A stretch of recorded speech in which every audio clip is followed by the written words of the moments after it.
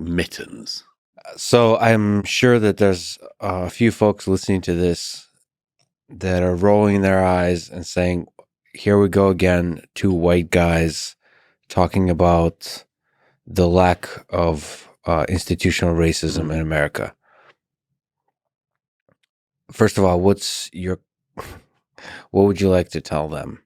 So our African American friends who are looking at this, and I've gotten a chance to talk to a bunch of them on Clubhouse recently. Clubhouse is this social app. Yeah, I know. And I really enjoy it. It's an absolute zoo of an app as far as I can see. I personally love it because you get to talk to, as somebody who's an introvert and doesn't socialize much, I enjoy talking to people from all walks of life.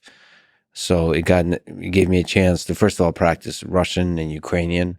So I get the chance to do that.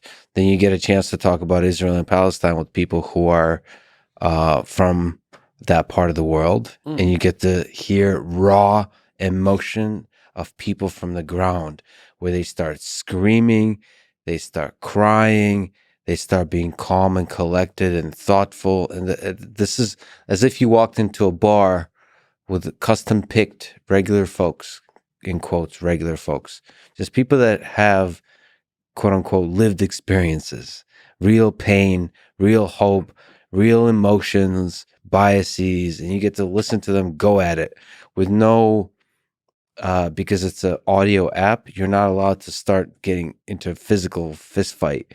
So even though it really sounds like people want sounds like it's happening, yeah. Yeah, and so you get to really listen to that feeling. And for example, it allows a white guy like me from another part of the world, coming from the former Soviet Union, to go into a room with a few hundred African Americans screaming about Joe Rogan using the N-word. Oh, yeah. And I get to really listen. There's very different perspectives on that in the African American community, and it's fascinating to listen. Sure. So I don't get access to that by sort of excellent books and articles written and so on. You get that real raw emotion. And I'm just saying, there's a few of those folks listening to this with that real raw emotion. Sure. And one argument they say is, you, Douglas Murray, and you, Lex Friedman, don't have the right to talk about race and racism in America. It is our struggle.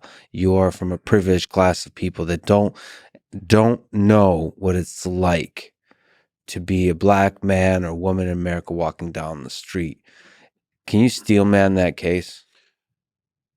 First of all, fuck that. Okay. That's not, I think we need to define steel manning. Okay. Can you I know what steel manning is. Okay. I really resent that form of argumentation. Sure. I really resent it.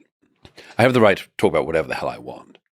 And no one's going to stop me or try to intimidate me. Yeah. Or tell me that I can't simply because of my skin color.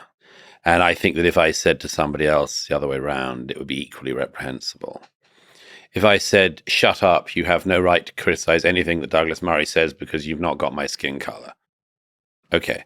It's not an exact comparison, but seriously, is that a reasonable form of argument? You haven't been through everything I've been through in my life, therefore you can't comment. No. In that case, nobody can talk about anything. We might as well pack up, go home, and isolate ourselves.